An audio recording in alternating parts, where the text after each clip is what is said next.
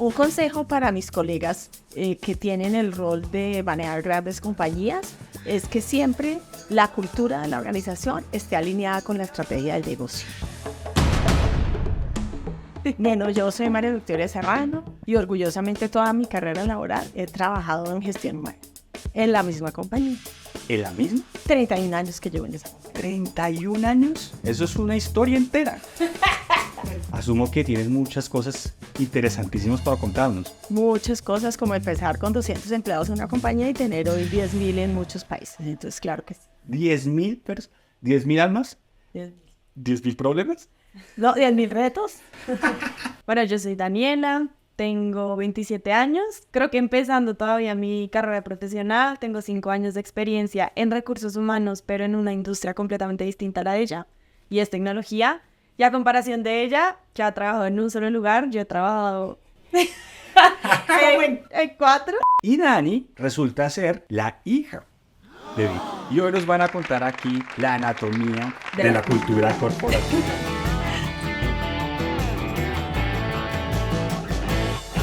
¡Wow! Me encantó el tema. Claro, nos encanta. Nos encanta el tema, ¿no? Por supuesto. O sea, tiene todo que ver con nosotros. Todo. ¿Por qué la cultura es importante? Pues mira, la cultura es importante porque es finalmente la forma como la gente interactúa, cómo logra tener una vivencia de todos los valores y las características y comportamientos esperados en una compañía. Y para mí la cultura es como un eje central del negocio. Yo siempre digo, puede que exista la estrategia del negocio, unos procesos operativos o un modelo de operación específica, pero está la gente y la cultura. Y eso es como un trípode. Si no existe una cultura sólida en un equipo, pues ese trípode se desbarata. Entonces, pues la cultura es esencial. ¿Es cierto decir que hay empresas que no tienen cultura? No, no es cierto. O sea, la cultura es intrínseca al ser humano. Así como podemos decir que todas las compañías tienen una cultura, puede que no la tengan declarada y explícita, pero es la que se vive en el día a día. Y las culturas varían, así como varía la cultura de la gente de Colombia con la de México, con la de Estados Unidos, o el colombiano que es de Bogotá, o el costeño, tienen características e idiosincrasias distintas. Así son las organizaciones. Dice por ahí que así uno no crea y no haga nada por la cultura de la empresa, de todos modos se crea. Sí, claro, se crea y se transforma. Más vale tenerla bajo control, porque si no se te crea una cultura tóxica posiblemente, sí, que crezca silvestre del caos. De acuerdo. O digamos pasa en startups o bueno en empresas de pronto también grandes que se fundaron por un solo fundador y ese mismo fundador es solo el CEO. La cultura de la empresa es la personalidad del fundador. Es un reflejo. Es un reflejo y es un problema también, por eso es como que la cultura se tiene que construir entre todos y basado en procesos, cómo se hacen, digamos, las operaciones. Eso también es cultura, pero si lo tiene una sola persona y al final es el reflejo del único CEO, también es un tema súper importante que, digamos, yo he visto mucho en startups. Estás mencionando todo muy importante. Una startup es una empresa joven, vibrante, innovadora, que además tiene los fondos para crecer a como de lugar. Eso implica que no hay tiempo para muchas cosas. Y muchas veces la cultura se termina creando por la misma agilidad del negocio. O el sentido de urgencia, que es como la palabra que utilizan los startups. ¿Cómo manejan la cultura en un entorno que sí realmente está cambiando a diario? Es difícil, pero yo creo que eso es parte de la cultura, ¿no? Si una empresa siempre está en agilidad y sentido de urgencia, la cultura tiene que ir detrás, proporcionando procesos y proporcionando como espacios para que también uno pueda acomodarse a eso, ¿no? Y también el tema de selección. Si estoy en una startup, necesito escoger bien este talento que pueda ser un poco más flexible. Ya tengo esta cultura, tengo que seleccionar a las personas que puedan ser un fit con esto y que haga funcionar. Claro, uno tiene que tener una persona muy orientada a resultados y muy flexible y adaptable a diferentes circunstancias y arrojada y aventurera.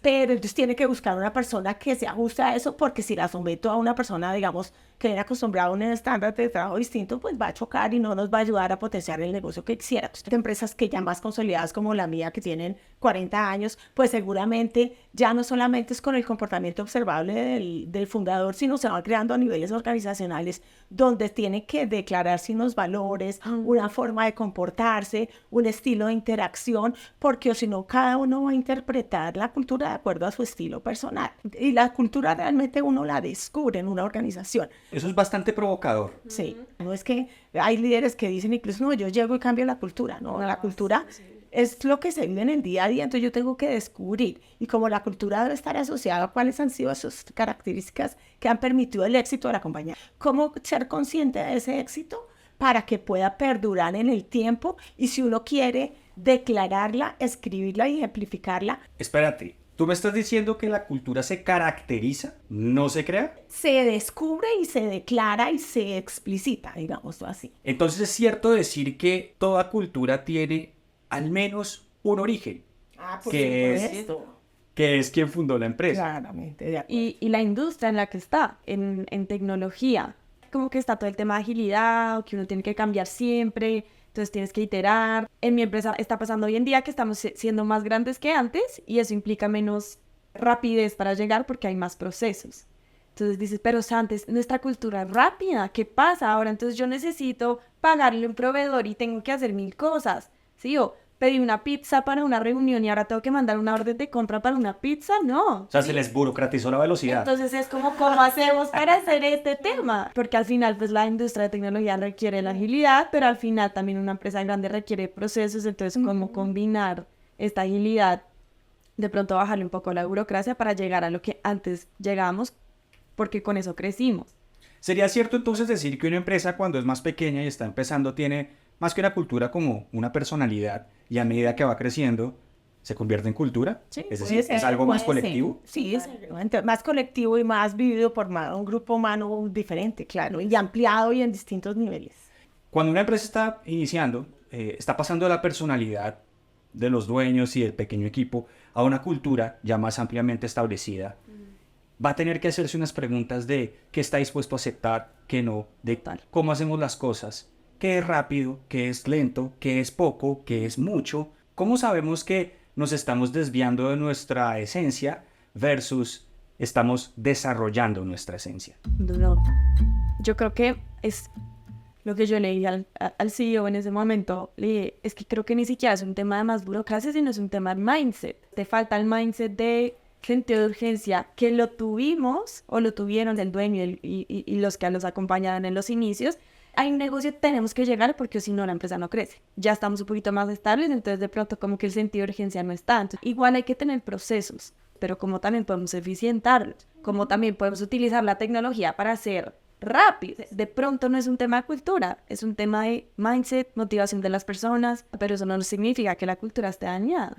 Pero ese mindset, por lo visto, tiene unas prioridades. Por ejemplo, la agilidad es algo que sigues mencionando. Es decir, es un valor que la empresa está promoviendo todos los días. Claro. Pero ese valor o esa forma de pensar, ¿es cultural o no? O es simplemente como una prioridad de negocio, más no es una forma de ser. En la compañía donde yo trabajo, claramente somos una compañía de consumo masivo que tiene que ser ágil porque la competencia es dinámica y tenemos que en el día a día lidiar muchas batallas con el mercado. La toma de decisiones es determinante para garantizar la agilidad. Entonces, ¿cómo logro yo ser ágil? Entonces, tenemos toda una forma de definir cuál es el tema que tenemos que decidir, qué decisión está pendiente y qué información necesitamos para tomar esa decisión. Porque si la competencia tomó la decisión primero, yo perdí ese mercado. Entonces, a pesar de que ser una compañía que no necesariamente tiene que ser burocrática, como dice Dani, uno cuando pasa de una compañía pequeña a una compañía mediana y grande, tiene que estandarizar los procesos, porque o si no, cada persona se va a inventar la rueda. ¿Cómo se hace cualquier proceso? No, si uno estandariza, pues eso por el contrario facilita que la gente no se inventa la rueda, sino esté para innovar y tener agilidad en las decisiones. Entonces creo que uno sí tiene que ir evolucionando y sin que se desvíen y se pierdan los valores esenciales, pero evolucionando de acuerdo a la estrategia del negocio y a la situación del entorno. Y al tamaño. Totalmente. Estamos de acuerdo en que toda empresa tiene que tener algunos procesos básicos. Totalmente. Sí, pero déjenme contarles una anécdota. Por allá en el 2013. Yo acostumbraba a reunirme con un gran amigo de la universidad. Él tenía una agencia que hacía desarrollos web y pues yo en Experience, la agencia que hace diseño experiencial. Y nos ayudábamos porque resulta que la gerencia es un lugar muy solitario, ¿sí? Nunca se sabe realmente si el consejo que viene es desinteresado o no, o muchas veces ni siquiera llega el consejo. Entonces nos ayudamos y nos reuníamos de vez en cuando. Y en una de esas él me mostró una aplicación que estaba haciendo, que era una aplicación para hacer algunas compras, etcétera. Y yo le dije, genial, tal. 2 años después me lo volví a encontrar y pues es Simón Borrero. Wow. Yo siempre digo que fue O sea, el tú día diste tu feedback positivo. No, a la yo ese día había haberle dicho, Simón, me quiero unir. Quiero ser tu inversionista. O no, o su empleado, o lo que sea, su primer rapitendero. Y a medida que iba creciendo, esta empresa, que no solo una startup fondeada, sino que era una empresa que está en un mercado del todo o nada. No solo porque él piense así, sino porque los fondos de inversión dicen, o usted es el primero y casi que el único, o no juega. Y la empresa tuvo que crecer tan rápido que no había tiempo para nada distinto a simplemente quemar cash para crecer lo más rápido posible. Esa era la misión. Claro. ¿Eso que generó? La cultura está más que basada en procesos. En su momento, yo no sé si ya ha cambiado, no pongo las manos en el fuego, no lo sé, pero sí me contó alguna vez Simón que está más basada en máximas. Ajá, sí, claro. Y máximas son simplemente unos mandamientos. Sí, exacto. Cumple los mandamientos y todo lo demás está permitido con tal de que cumpla los mandamientos. Pues yo siempre digo que ese fue el día en que pude haber sido rico y nunca lo fui. No pierdan las oportunidades. Lo que pasa es que a veces las oportunidades no vienen vestidas de oportunidades. Sí, vienen enmascaradas. Bueno, chicas, aquí tienen un delicioso americano, por favor. Muchas gracias. Qué rico. Y el café es la mejor parte. Porque siempre un buen café inicia grandes conversaciones y grandes negocios. Algo sobre discusión constructiva, construcción del conocimiento. Está muy bueno. Perfecto. Muy gracias. Una historia es que yo estaba describiendo los valores de mi empresa y yo le pedí ayuda a mi mamá, como, oye, tengo que como que nombrar los valores, ponerlos explícitos y comunicarlos para que se vivan y para que la gente sepa cómo este es nuestro ADN. Mi mamá me ayudó, yo no sé qué, y entre las dos vimos los valores de Rappi, ¿te acuerdas? Sí. Y como que eran muy dirigidos a eso, como resuelva, capacidad de apagar incendios, o sea, como que se nota muchísimo, se nota muchísimo, y ahí mi mamá y yo fue como, esto es típico Rappi, ¿sí? ¿Será que eso era de la personalidad del dueño o simplemente las mismas circunstancias en las que estaba? Yo creo que es personalidad de dueño y la necesidad del negocio. El negocio era sobrevivir. Literal. ¿Cierto? Sobrevivir Entonces, creciendo. Creciendo a toda velocidad. De un día para otro tenía que ser el líder de mercado. De un día para Claro, otro. ¿Cómo saber si realmente la cultura que se tiene es innovadora o no? Yo diría una primera, pues que los resultados del negocio lo demuestren. Porque la cultura, cada compañía tiene su misión, su propósito y finalmente la cultura tiene que facilitar la estrategia en resultado. Entonces, si los resultados del negocio, o sea, no evidencian que sean innovadores, entonces... Pero no, porque hay muchas empresas con culturas tóxicas que siguen teniendo buenos resultados de negocios. Y muchas veces la innovación no da sus frutos ahora, sino mucho tiempo después. ¿Cómo saber hoy, diagnosticar hoy que nuestra cultura es o no innovadora? Bueno, un primer tip es que realmente la gente siempre tenga la posibilidad de generar ideas, que esas ideas sean escuchadas, tenidas en cuenta para no construir alternativas diferentes. O sea, no hay una cultura de discusión a profundidad, de escucha, porque la creatividad no es un genio que se intenta solo a generar una idea. Tiene que a partir de un equipo con una dinámica positiva de discusión, entendimiento, sumar puntos de vista, se construye una mejor alternativa. Pero aquí quiero como una frase que me la estoy robando del gerente general de mi empresa. Cuando yo llegué a la empresa me dijo, yo necesito que la gente acá pida perdón antes de pedir permiso. Haga lo que usted crea que tiene que hacer para el negocio y si le funciona, buenísimo. Y si no, está bien. Me pide perdón, pero no me pida permiso, hágalo. Es un ambiente en donde las personas sientan que pueden aportar y que el ambiente es lo suficientemente flexible y abierto para que haya espacio para el error y también para que yo pueda motivarme. Es eso, es una empresa que acepta el error como parte del proceso. Y creo que eso es innovación, o sea, si no hay errores, no estamos intentando nada nuevo. ¿Será que debíamos cambiarle el nombre a ese efecto? A mí no me parece que eso sea un error. Es un intento fallido. Iterar. Es iterar. Exacto. No es cometer errores. Es estar en la validación constante de que no funciona. Que se capitalice el aprendizaje. Entonces sería técnicamente un error en repetir el mismo intento que ya sabemos que no funciona. Exacto. Sí, sí. Eso sí es un Y error. ser un poquito de pronto negligente en algunas cosas que no tuve en cuenta. Sí, sí, de manera consciente o Me inconsciente. me gusta. Ya está diciendo que el error es negligencia. A veces. Más el intento fallido, No. es proactividad. Total. ¿Puede ser? Pues sí, Pero es bastante provocado. sí. Bueno, pues no es absolutista, pero por lo menos el otro es un intento fallido que genera aprendizaje, el otro es no capitalizó lo que aprendió y lo volvió a repetir. Ahí sí coscorrón. Ay, sí, pues ya. Dame las señales concretas que llenan. Vi esto y no somos innovadores. Digamos, en mi caso, la implementación de tecnología en la casa, o sea, en la empresa, ¿sí? Nosotros somos una empresa de tecnología, esto nos exige y nos obliga a que nuestros procesos internos sean habilitados 100% por tecnología. Entonces, usted tiene que tener por lo menos de 50 tareas manuales, pasar a solo 10 tareas manuales. ¿Cómo automatizar eso? No sé, vea usted cómo lo va a hacer como líder. Esa es apertura, porque yo ya me exijo, bueno, está bien, ¿qué hago? ¿Cómo puedo implementar esto que está nuevo en el mercado para mis procesos internos?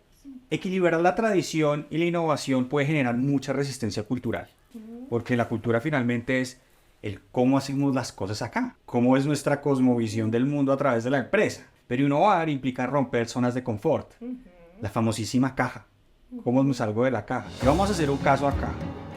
Yo, en una realidad paralela cuántica, voy a entrar a trabajar en cada una de las empresas de ustedes, en una industrial gigantesca, en una startup más pequeña, más ágil. Y al entrar estoy viendo que hay algunas cosas que no me terminan de encajar y que yo considero que podrían mejorarse a nivel cultural. ¿Cuál es la manera en la que yo debería hacerlo para poder conseguir un cambio cultural sin perder mi empleo?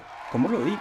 Bueno, yo creo que desde el principio, por lo menos donde yo trabajo en general, tenemos unos valores y una cultura, digamos, explícita e inclusive tenemos como unas características culturales que buscamos en la gente, que vinculamos. Buscamos que la gente tenga feedback cultural, ajuste en la cultura y la declaramos específicamente.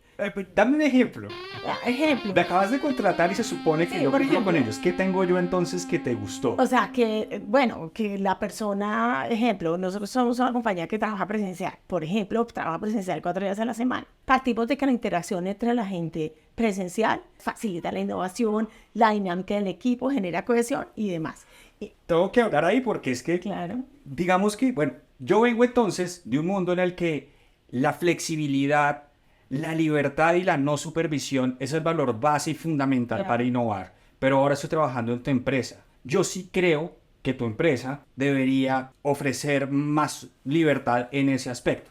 O sea, esto es teórico, ¿no? Estamos en el caso, o sea, no estoy sugiriendo eso realmente. Claro. ¿Cómo hago para que me escuchen en la empresa y lo consideren? Me pueden ver como que estoy disintiendo y otra es que estoy proponiendo un cambio. Claro, lo importante es que siempre declaramos desde el proceso de selección, por ejemplo, es un proceso de mutua elección donde yo te cuento qué te ofrecemos y tú qué esperas y ya tratamos de hacer un fit. Si hay cosas básicas, pero Ya bueno, pasé por ahí porque ya me contrataste. Y sin embargo, entre yo y yo digo, a la empresa le convendría más esto por X, Y, Z. ¿Cómo hago para persuadir a la empresa de que le dé una intentada a ese cambio cultural? claro, o sea, obviamente que los canales siempre están abiertos, ¿Cuál entonces, no, los canales Ya, con el dile qué mercado tengo que hacer. abierto, no, ir a donde tu jefe directo, ir a donde tu persona de gestión humana, que es una consultora, porque a veces el jefe pues tiene las limitaciones de las definiciones, te explicaremos seguramente cuáles son los racionales que tenemos del por qué la presencialidad es importante y si hay alguna cosa que haga sentido, porque por ejemplo a lo largo de la historia hemos podido cambiar. Hubo algo muy fuerte como la pandemia que nos hizo cambiar y cambiamos. Entonces seguramente pues toca repensar qué otras cosas, cuál serían las cosas que nos estamos perdiendo por eso y seguramente en un proceso de evolución y si esa es la motivación mayor de la gente, pues seguramente tendremos que recuestionarnos para poder ir evolucionando. Pero yo tengo que, o sea, siento que necesito persuadirte de que no sean 4 días en la oficina, sino 3. ¿Qué consejo me das para poder interactuar con la empresa y hacerla caer en cuenta de que eso es algo que vale la pena considerar? Porque la empresa me dice, me le dijimos desde un principio Sí. que así no funcionaba acá y usted aceptó. Y yo digo, pero yo acepté, pero ya estando acá, yo veo que si hay oportunidades sin capturar. Y me da miedo. A mí me da miedo ser promotor del cambio cultural porque me van a decir, entonces usted no encaja. O sea, primero, yo te diría que igual es una empresa y es un negocio, o sea, hay que vender la idea también basado en temas de negocio. Si tú eres líder de equipo y tú notas cambio de productividad, hay que demostrar eso en números, como el cambio de productividad demostrado trabajando en casa 3 días de tu equipo cambia o aumenta considerablemente a 4 días en la casa. La cultura es uno de los componentes más difíciles de cambiar dentro de una empresa. Cambian de plantas, cambian de productos, pero de mentalidad eso es mucho más difícil. Entonces, ¿cómo se vuelve uno movilizador? ¿Cuál es la receta? Yo creo que la primera es tener los conductos adecuados. ¿Sí me explico? O sea, chévere que con el jefe, con la instancia y que puedas también usar como hechos y datos que ayudes a demostrar y que generalmente lo puedes decir no solamente a tu beneficio personal, sino que al equipo que tú lideras o con el cual compartes piensas que puede ser relevante e importante y hacer como un análisis, un balance de ese cambio, qué cosas positivas que generaría, qué cosas negativas para poderlos llevar a otras instancias para poderlo discutir. Pero creo que en la medida que uno canalice hechos y datos, impactos, pues seguramente se puede sobre todo sentirse escuchado y que la gente sienta que en tu caso tengas una respuesta y que tampoco la persona va a tomar una decisión de que la vayan a sacar por ese tipo de cosas. Lo importante es que lo pueda explicitar, se pueda discutir y seguramente se dará una respuesta. Ok, entonces ahora, como buen empleado proactivo que soy, aquí les tengo mi proyecto. En este proyecto yo necesito que ustedes me autoricen un mes donde la gente trabaje de esta forma. Y vamos a medir X o Y, ¿sí? Con el objetivo de ver si hay una ganancia o no de productividad de X%. Ustedes estarían dispuestos. Podríamos hacer una prueba piloto. Obviamente que una prueba piloto. E igual, en todas las posiciones de gente, siempre es súper importante pensar cuál es esa acción, cómo va a impactar al resto del equipo hoy y de mediano y largo plazo. Entonces, que tú trabajas en el área de tecnología, claramente es muy fácil, digamos, poderlo implementar, pero si uno va a un área de producción, pues no es viable implementarlo para naturaleza del negocio. Entonces, claramente me parece que puede ser un piloto y se evalúa todas las alternativas. Y ahí está también la diferencia entre un detractor y dentro de alguien que quiera hacer un cambio. Es cómo estoy movilizando también a la gente. Estoy movilizando a la gente hacia la queja o hacia la... Oigan, ¿no les parece terrible? Claro, un líder negativo, pero no estamos asumiendo que soy líder negativo porque ni siquiera lo he consultado con la gente. Es propositivo. Es propositivo. Yo llego y le digo a la empresa, oiga, miren. Que tenga una intención y un valor también para la cultura, ¿sí? Y como para la empresa. Entonces, ahí está la diferencia. Yo creo que un aspecto importante es no mostrarlo como simplemente es algo que no me gusta, sino es algo que tal vez no es tan conveniente. Exacto. Sí, exacto. En función del negocio, pues tal vez mía también, pero también en función del negocio. Es decir, yo como empleado entonces tengo que mostrar a la empresa cómo esto le va a beneficiar. Exacto. Claro. Sí, desde la perspectiva, claro. Y si es algo gano-gano, pues seguramente se considera. Ahí tú seguro vas a tener una gran preocupación y es, ¿qué tal que funcione? Y si funciona y todas las áreas ahora me empiezan a pedir eso, Claro. ¿lo haces? Claro, seguramente es algo que uno tiene que mirarlo a nivel hasta corporativo y demás para mirar las implicaciones. Pero yo sigo insistiendo que hay una ganancia de productividad y te estoy diciendo que es de un porcentaje bastante interesante. ¿Lo considerarías para hacer un piloto en otras áreas? ¿O de una vez le dirías a este pobre personaje, usted no hace fit? Usted... No necesariamente, porque uno puede mirar si puede ser... sobre todo que no tenga una implicación en la productividad ni en la percepción de equidad del resto de la gente. Entonces tendría que evaluarlo en detalle. O sea, las decisiones de gente no son así. Se me fue la idea de lo que yo iba a decir. Era buenísimo. Así, inventémonos aquí hoy una buena práctica, un mecanismo que puedan implementar empresas de todos los tamaños para poder escuchar y experimentar con estos proyectos piloto de movilización cultural. ¿Cuál sería ese procedimiento? A mí se me ocurre, por ejemplo, que uno pueda hacer como sesiones de grupo con la gente y le pueda decir qué es lo que identifica como positivo en la compañía o destacado, que facilita el logro de los resultados y que nos hacen diferentes y únicos. Y qué cosas, digamos, para Pero ahí yo tengo algo que decir. Eso era de la compañía al colaborador. No, estoy hablando del colaborador a la No, compañía. claro, pero no porque la persona dice, y también uno puede decir qué cosas tú mejorarías, qué cosas cambiarías, cómo lo haría, pero de una manera como constructiva y propositiva, creo que se puede generar. Pero podemos darles como una lista de chequeo rápido de como de qué podría ser como esa manera. Por ejemplo, existe en ética el whistleblower, que es si usted ve algo no ético, llame a la línea, no sé qué, y diga tal, o haga un denuncio. O sea, hay unos procedimientos claros para atenderlo. En innovación a veces también, como promueva su idea, póngala aquí, etcétera. Pero específicamente para desarrollo cultural, ¿qué herramienta nos inventamos? O sea, si me pides como un plan, es defina su propósito y por qué existe. 2, defina cuáles son sus valores, que es su ADN, que con base en esos valores usted va a hacer competencias, usted va a hacer procesos. 3, comuníquelos con artificios, que es lo que llaman artificios culturales. Si tú eres una empresa de innovación y quieres que tu cultura sea de innovación, pon un tablero en todos los pisos y digamos que promueve que la gente escriba todas las ideas. Haz una reunión todos los viernes en donde está el gerente general. Estamos llegando a lo que quiero escuchar, que es un método. Exacto, pon una reunión todos los viernes donde el gerente general se sienta, le llegan preguntas y le llegan ideas como, no sé, café con el CEO.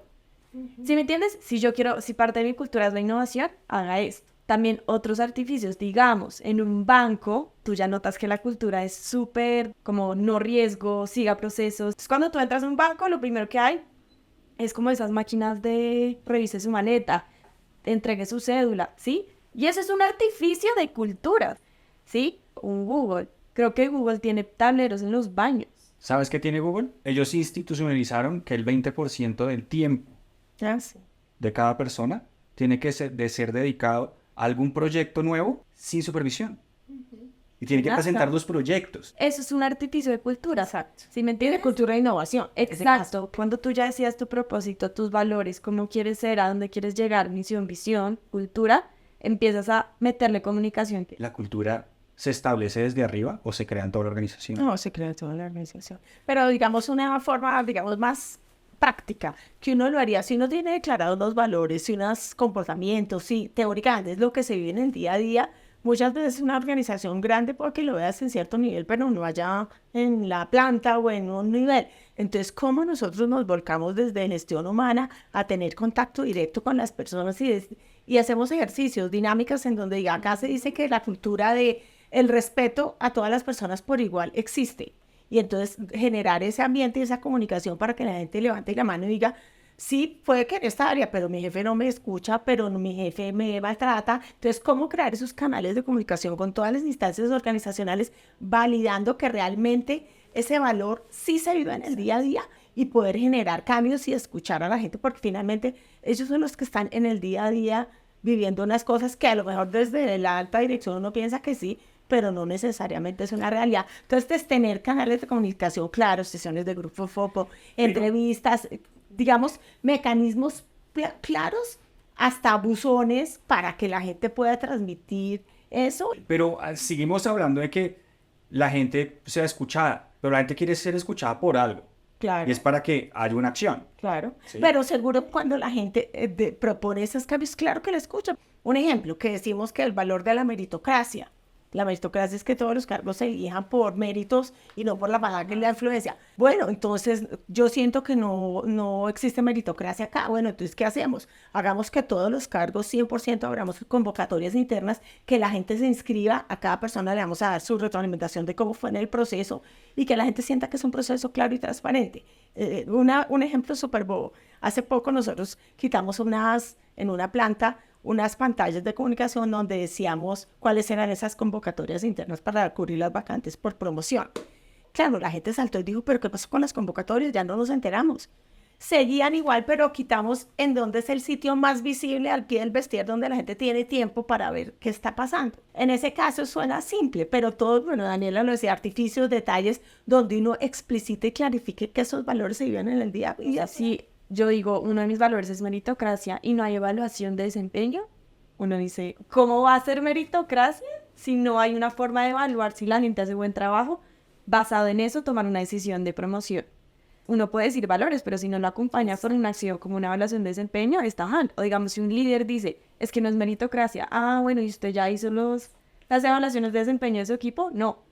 Ahí eres detractor, ¿sí? Porque es como, ¿cómo vas a decir que no hay meritocracia si no estás utilizando las herramientas que permite la meritocracia? Entonces, ¿cuál es la diferencia exactamente entre un detractor y un gestor de cambio? Es como el que se queja y se queda en la queja y es una queja que no construye y que no piensa tampoco en la empresa como tal. Para mí ese es el detractor, por eso es que no le importa, digamos, que regar el chisme, que se unan a él. Eso no es constructivo. Y un gestor de cambio, Un entonces. gestor de cambio para mí es la persona que piensa constructivamente, no se queda en la queja, sino que te llega con esa solución y dice, mira, esto está mal, pero a mí se me ocurrió que podemos hacer esto.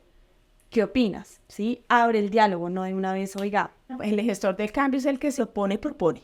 Exacto. Sí, cuando yo me opongo, propongo. Y también a veces el detractor puede también tener sus intereses personales. Quizá que el gestor de cambio seguramente tenga en cuenta sus intereses personales de equipo, pero también un balance entendiendo el impacto hacia la compañía. Sigo trabajando, me despidieron. Claro, estamos trabajando. Porque aceptamos tu eres un propuesta. gestor de cambio. Sigo trabajando en ambas compañías. Muy bien. El mejor de los dos mundos.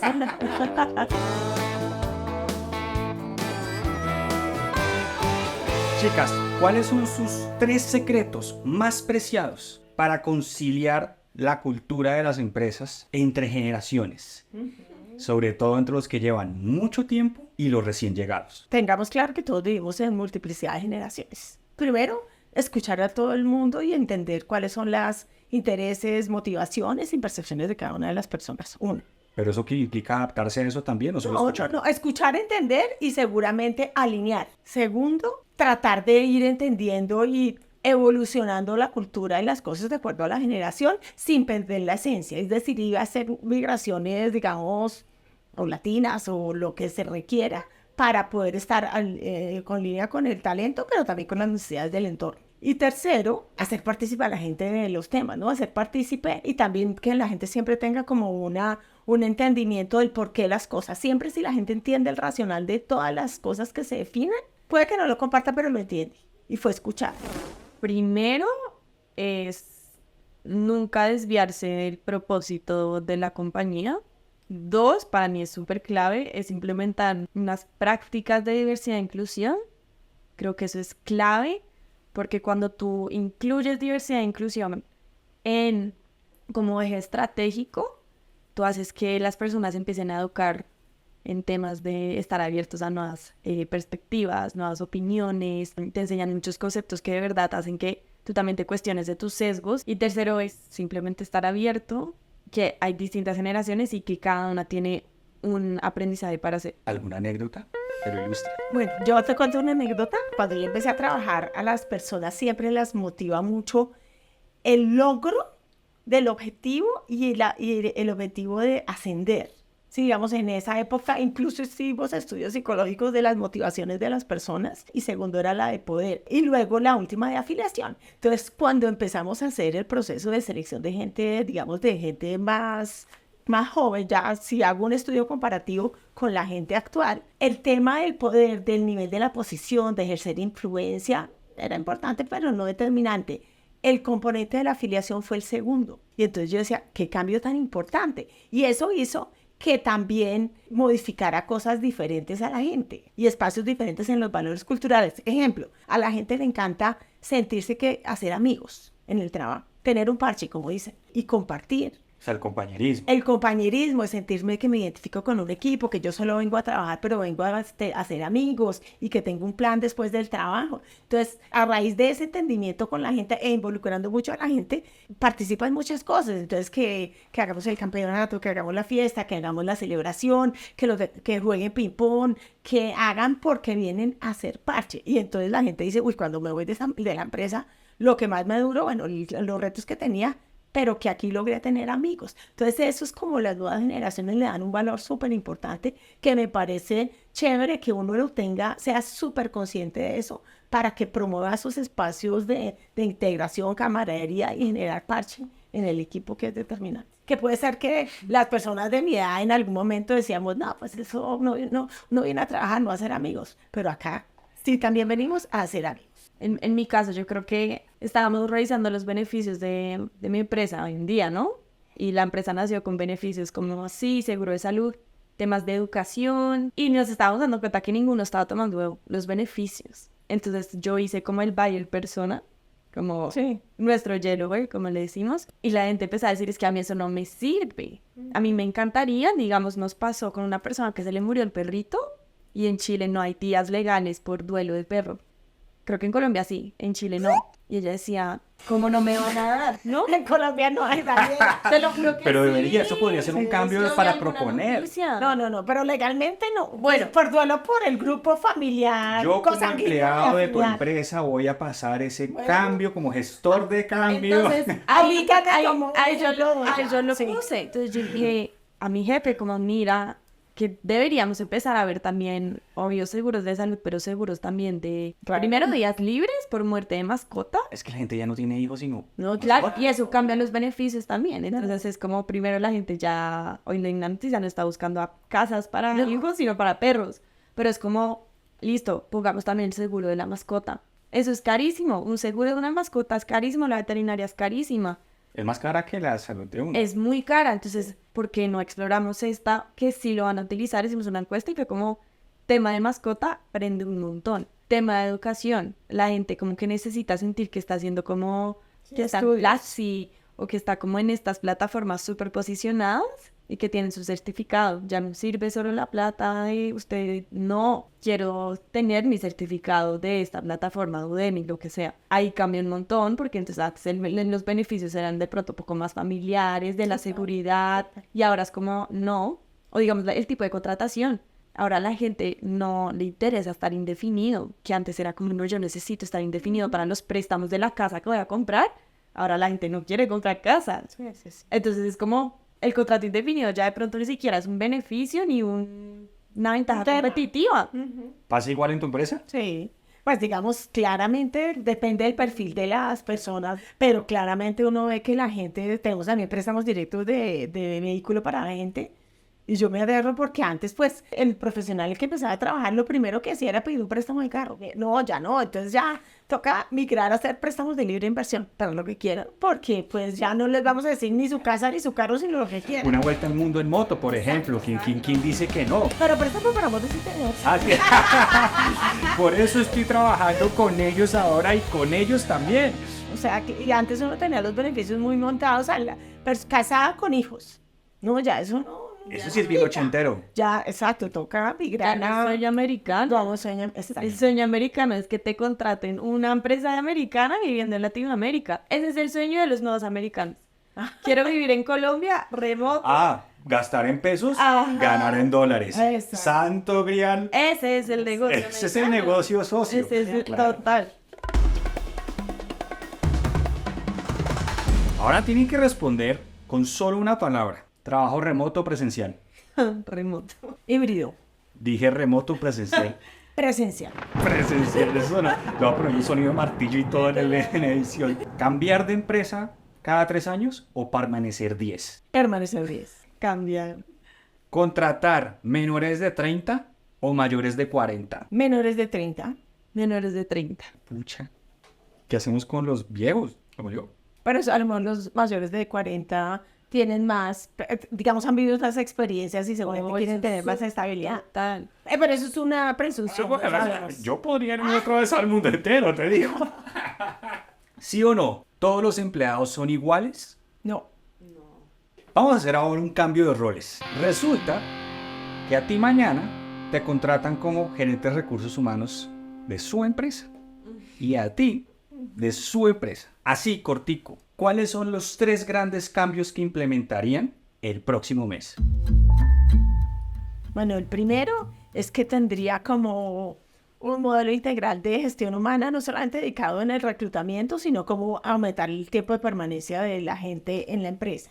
Claramente, porque el costo, pues, claro, porque el costo de la rotación para la empresa es grave. Entonces, en fin, por lo menos proyectarlo a 3 años. Ese es el primer plan. No a 10, ¿no? Como... No hay en sí. Hay que ser realista en el sector de tecnología. La segunda, trabajaría mucho más con los clientes de donde yo le coloco a la gente de tecnología para que también la gente se comprometa más con el cliente y cuiden al empleado que tenemos. Ese. Y tercero, buscaría que vayan más en la compañía para generar ciertos, no necesario, es híbrido, una modalidad híbrida para que se sientan, que se conecten como equipo, porque no, o sea, aunque no lo crean, la gente le motiva a tener parche y afiliarse con otros. ¿Cuántos días? Mínimo 2 días.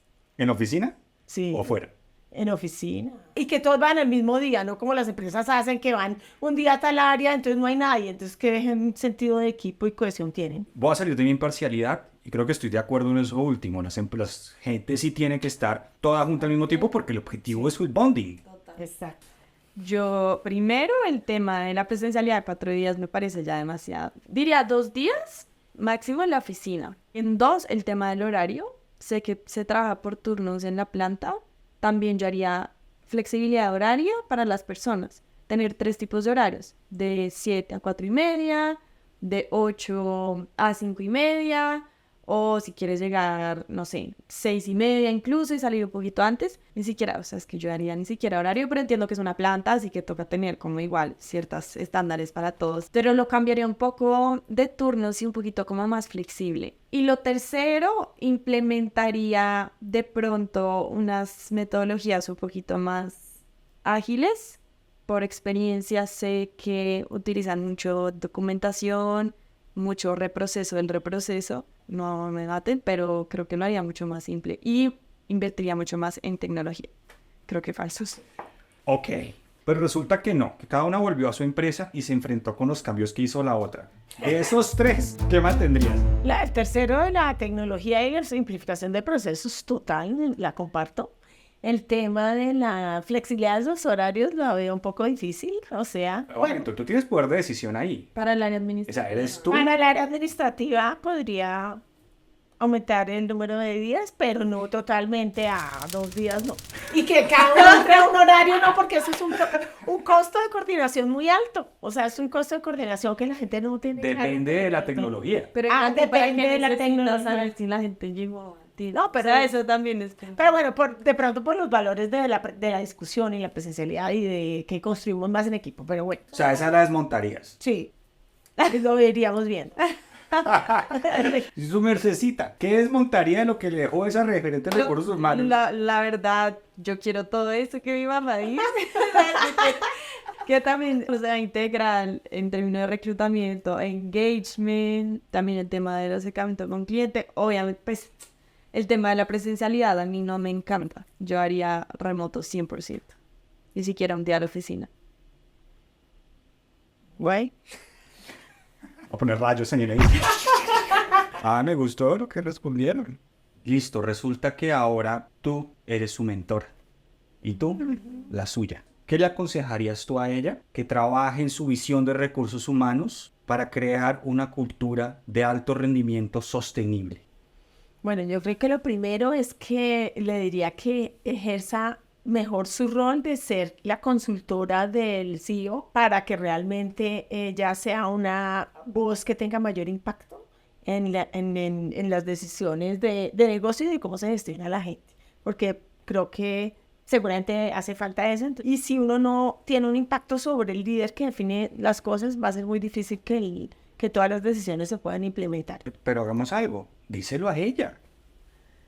Dani, yo que conozco tu rol y tus alegrías y sufrimientos, creo que el tema es cómo lograr ejercer un rol de coach, de consultor a tu jefe para que realmente entienda no solamente el resultado de negocio de corto plazo, sino cómo construir una compañía a largo plazo y que la gente, y su producto principal finalmente es el talento. Entonces, ¿cómo logras tener unas intervenciones con él más poderosas para que él realmente pueda empatizar con lo que tú dices? Porque seguramente te facilitaría lograr lo que quiere, lo que dices de una empresa de alto rendimiento y de largo plazo. Ese es como un consejo que me daría. Otro consejo que daría también es no solamente alinear al líder, sino al equipo directivo. Leer más esa dinámica de equipo y poder dar claridad en los roles de cada uno y cuáles son las interacciones que son constructivas, sino para cambiar esa dinámica en donde sean tóxicas o destructivas y que finalmente todos deben tener el mismo fin en la mente y lograr alineación. Mire usted, Súper gerente. una influenciadora de juntas. Total, o sea... Ahora nos damos la vuelta. Ella ahora es tu mentora. Yo te diría que primero estés muy abierta también a lo que pasa en el mundo a nivel laboral, temas de cómo se está viendo una buena marca empleadora, porque el mundo está cambiando, claro, la cultura y la esencia tienen que ser la misma, pero uno tendrá que adaptarse también a lo que piden las personas. Y segundo, te diría, siempre hablamos de esto en verdad, la tecnología, hay que implementarla, hay que ser eficientes, no hay que tenerle miedo. De pronto te dicen, no, pero es que yo no sé usar esto, sí sabes. Entonces también como creerte de que tú también eres capaz de poder aprender cosas nuevas, complejas, porque construiste una empresa de 200 a 10.000 empleados. Una automatización no te va a quedar grande. ¡Ah, bravo! ¡Me encantó! Me encantó. Oigan, y durante la pandemia, ¿cuáles fueron los retos más grandes de trabajar juntas? ¿Qué vieron de la otra? ¿Qué aprendieron de la otra? ¿En dónde se entendían? ¿En dónde no? Queremos saber cómo era eso. Bueno, para mí fue toda una experiencia de vida y pues trabajar con Daniela también, pero primero porque yo toda la vida trabajé presencial, entonces en un fin de semana ya empezar a trabajar virtual nunca, entonces para mí el primer consejo que me dio Daniela y que lo capitalicé el resto de la pandemia fue, yo me levanté, yo dije, no, voy a trabajar en pijama, pues porque, pues normal. ¿Tú? Pues porque como nunca había trabajado. ¿En serio? Pues Ella pensó que podía bañarme más tarde, que había tiempo, como que yo no tenía eso codificado. Cuando Daniela me dice, mamá, ¿cómo se te ocurre? Tienes que bañarte y estar lista como si fueras a la oficina. Y yo, de verdad, tienes razón. Claro, y después no podíamos parar, no tenía tiempo ni de parar un minuto y además en ese momento fueron decisiones muy complejas. Eso fue... Es decir, ella sí estaba en la oficina, en la casa. Exacto, yo no. Tú estabas en la casa. Ella me daba los tips y obviamente conéctate bien ya no te había VPN, y nos peleábamos por la red, y entonces yo siempre hablo mucho, tengo siempre reuniones y entonces teníamos un estudio muy grande, pero entonces yo decía, no salgas y yo me hago acá, porque yo me conectaba por cable y ella por Wi-Fi, en fin, pero fue súper chévere. ¿Pero estaban de acuerdo en todo lo que estaba pasando? ¿O a veces tú dices, pero ¿por qué haces eso así? No lo haga así. No, sí, mi mamá a mí me dice, cuando tenía mis entrevistas, yo no me demoro más de 35 minutos, y no me decía, ¿y ya? ¿30 minutos para una entrevista? Si yo me demoro una hora, y yo, mamá, yo no puedo tener una persona, un candidata en una entrevista en una hora. Se salen del proceso. Entonces, como que también empezamos a ver mucho de eso. O que digamos, no sé, a veces ella preguntaba cosas del colegio, ¿en qué materia te iba bien en el colegio? Y yo, ¿a ti qué tipo? O sea, sí, o sea, digamos, yo en el colegio no era buena estudiante. Si a mí me preguntan eso en una entrevista, me descartan, porque yo digo, no, la verdad, ninguna, o sea... Claro, porque quizá uno, y claro, ya entrevista para gente para otros países, pues uno no puede explorar tantos temas personales ni nada, pues en Colombia realmente uno muchas veces explora otras cosas, entonces me da mucho feedback sobre eso. Te voy a decir una cosa respecto a la gente que le va pésimo en el colegio, como a mí también. No, pero eso simplemente es una referencia. No, pero te voy a decir una cosa, esos son los emprendedores. Sí. Porque es gente que no simplemente sigue las reglas que le ponen, sino que se inventa las suyas y cumple con las otras. Ah, sí, total. Y otra cosa, esa persona que le va mal en el colegio es súper creativa y desenvuelta porque tiene que arreglárselas para sobrevivir haciendo una mínima parte. Entonces tiene unas habilidades que el buen estudiante tampoco tiene. Entonces no es ni bueno ni malo. Es simplemente diversidad e inclusión. Son habilidades distintas, formas de pensar distintas. Cierro paréntesis porque como yo fui mal estudiante tenía que aclarar. Y terminó estudiando en los Andes, o sea, por algo ¿Usted cómo pasaría. sabe eso? Es Ya cierto. te estoqueamos. ¿Y tú? ¿Qué aprendiste? Uy, yo siempre he sabido que recursos humanos es importante porque, pues, humildemente, mi mamá es demasiado importante para el creador de Koala, ¿saben? Como que yo siempre he estado súper cercana al director, a los directores, porque yo he crecido con la idea de que recursos humanos es importante. Por eso cuando yo encuentro empresas donde no es así, es como que cuando trabajé con ella en la casa, ahí ya fue como el impacto que tiene recursos humanos. Y mi mamá tuvo que hacer toda la estrategia, cómo le iban a hacer, cómo le iban a comunicar, y ella se tuvo que echar eso en la espalda y durar juntas directivas hasta las 11 de la noche planeando, y mi mamá era la vocera. Yo decía, es una diosa, entonces yo digo, Superheroína. es una superheroína. Entonces como que confirmé literalmente mi hipótesis de mi mamá básicamente es gerente general de esa empresa. Pero No sé qué.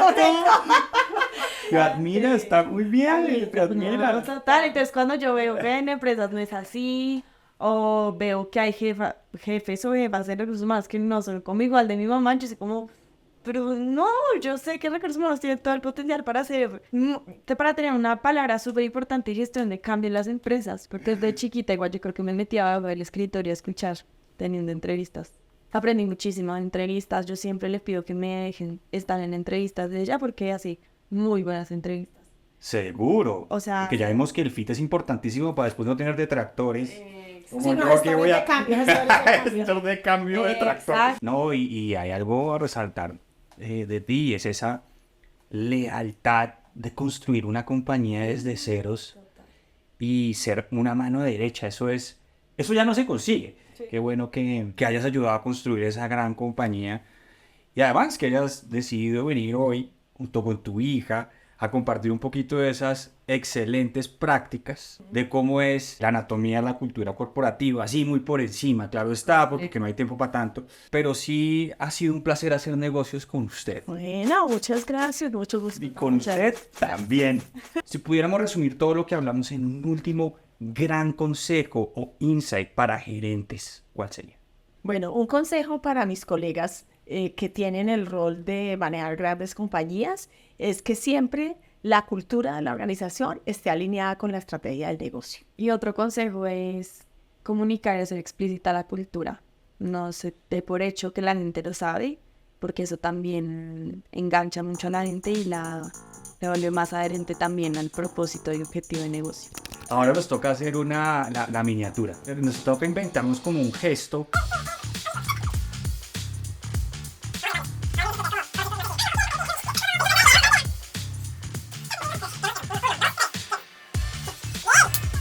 Si estos podcasts te gustan, no se te puede olvidar ver la anatomía de la ética corporativa con Manuel de Angulo. Te vamos a dejar el enlace del video aquí.